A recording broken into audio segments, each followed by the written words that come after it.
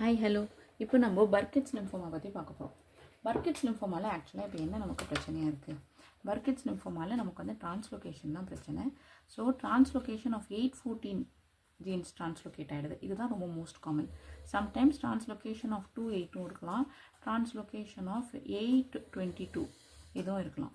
So இது எல்லாத்துடைய translocation வந்து நமக்கு என்ன பண்ணுன்னா ஓவர் எக்ஸ்பிரஷன் ஆஃப் சீமிக் ஜீன் உடைய ஓவர் எக்ஸ்பிரஷன் தான் நமக்கு இந்த பர்கிட்ஸ் லிம்ஃபோமாவே ரொம்ப காரணமாகும். ஸோ இந்த சீமிக் ஜீன் வந்து ஓவராக எக்ஸ்பிரஸ் ஆகிறதுனால இப்போ நமக்கு என்ன பிரச்சனை? சீமிக் ஜீன் ஓவராக எக்ஸ்பிரஸ் ஆகிறதுனால நமக்கு வந்து மெச்சூர் பி செல் நியோபிளாசம் நடக்கும். ஸோ மெச்சூர் பி செல்ஸ் அப்படின்றது ஜெர்மினல் சென்டர்லேருந்து வெளியே வர்றது. ஜெர்மினல் சென்டரை பற்றி அதெல்லாம் என்னன்றது நம்ம இப்போ இதுக்கு முன்னாடி ஒரு வீடியோவில் பார்த்தோம். ஸோ மெச்சூர் பி செல்லுடைய லிம்ஃபோமா தான் நம்மளுடைய Burkitt's lymphoma, which is because of over expression of c myc. அதுதான் நம்மளுடைய டிரான்ஸ்லொகேஷன் 814, 28, 822 வருது. ஸோ இது எல்லாத்தினால நமக்கு இப்போ மெச்சூர் பி செல்ஸ் வந்துடுது. ஸோ இப்போது இவங்க வந்து எப்படி ப்ரெசென்ட் பண்ணுவாங்க? இவங்களுடைய ப்ரெசென்டிங் ஃபீச்சர் வந்து எப்படி இருப்பாங்கன்னா மோஸ்ட்டாக ஜாலிஷன். இது வந்து எண்டமிக் பர்கிட்ஸ் அப்படின்னு ஒரு வேரியன்ட் இருக்குது. அவங்க மோஸ்ட்டாக ஜா லீஷனோட தான் ப்ரெசென்ட் பண்ணுவாங்க. சம்டைம்ஸ் ஈவன் அப்டாமினல் லீஷனோடையும் தான் ப்ரெசென்ட் பண்ணுவாங்க.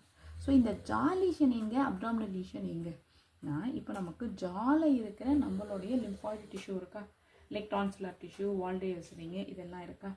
ஸோ அந்த லிம்ஃபாய்டு டிஷ்யூ அப்டாமினல்லையும் நமக்கு வந்து லிம்ஃபாய்டு டிஷ்யூ இருக்கா. அங்கே இருக்கிற lymphoid டிஷ்யூவில் when there is over production of these mature B cells, that is what is giving rise to Burkitt's lymphoma. So Burkitt's lymphoma is because of this translocation நாலையும் எப்ஸ்டீன்-பார் வைரஸ்னாலையும் வரலாம். So இது எதனால வந்தாலும் நமக்கு சீமிக் over expression, அதனால நமக்கு mature B cells வந்து எக்ஸஸாக வருது.